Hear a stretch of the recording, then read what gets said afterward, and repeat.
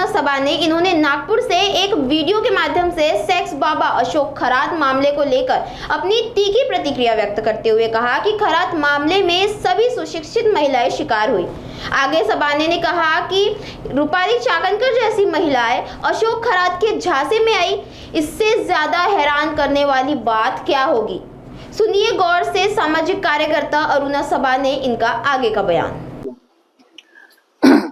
हा जो भोंदू बाबा खरात आहे त्याच्या ज्या सगळ्या लीला आपण व्हिडिओ फेसबुक सगळीकडे यूट्यूब वगैरे सगळीकडे पाहिल्या आणि स्त्रियांसोबत त्यांनी अत्यंत घाणेरड्या प्रकारे बलात्कार केले, त्यांच्यावर अन्याय अत्याचार केला, त्यांना नादी लावलं, भुरळ पाडली आणि म्हणजे मला आश्चर्याचं वाटलं की शिकल्या सवरलेल्या स्त्रिया त्याच्या नादी लागलेल्या आहेत।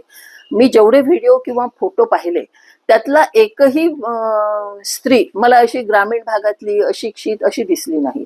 त्याच्यामध्ये राजकारणी आहे, त्याच्यामध्ये प्रशासनीय याच्यातल्या सगळ्या प्रकारच्या म्हणजे महिला आयोगाची अध्यक्ष आमची त्याच्या ध्यानी लागते, याच्यापेक्षा दुसरं आश्चर्य काय असू शकतं।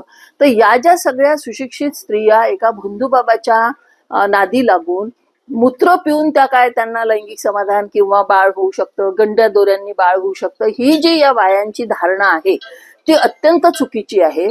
आणि इतके वर्ष झाले आम्ही अंधश्रद्धा निर्मूलन समितीचं काम करतो किंवा आम्ही सामाजिक कार्यकर्ता म्हणूनही सतत स्त्रियांच्या सोबत या विषयावर बोलत असतो की अशा पद्धतीनं कधीच बाळ होऊ शकत नाही किंवा योनी शुद्धीकरण वगैरे हा काही विषय नसतो। आपली योनी कशाला अशुद्ध होईल, उलट त्याच्यापर्यंत गेल्यामुळे स्त्रियांची योनी अशुद्ध झाली असं माझं म्हणणं आहे। तर या सगळ्या गोष्टींना कुठेतरी ब्रेक लागावा याच्यासाठी मला असं वाटतं की आतापर्यंत शिबिरं झाली, कार्यशाळा झाल्या, सगळे प्रकार झालेल्या अंधश्रद्धा निर्मूलनचे अनेक लोक अनेक वर्षांपासून काम करतात आहे। दाभोळकर सारख्या माणसांनी त्याच्यासाठी जीव गमावला, तर आता यांना कायद्याचा बडगा दाखवावा।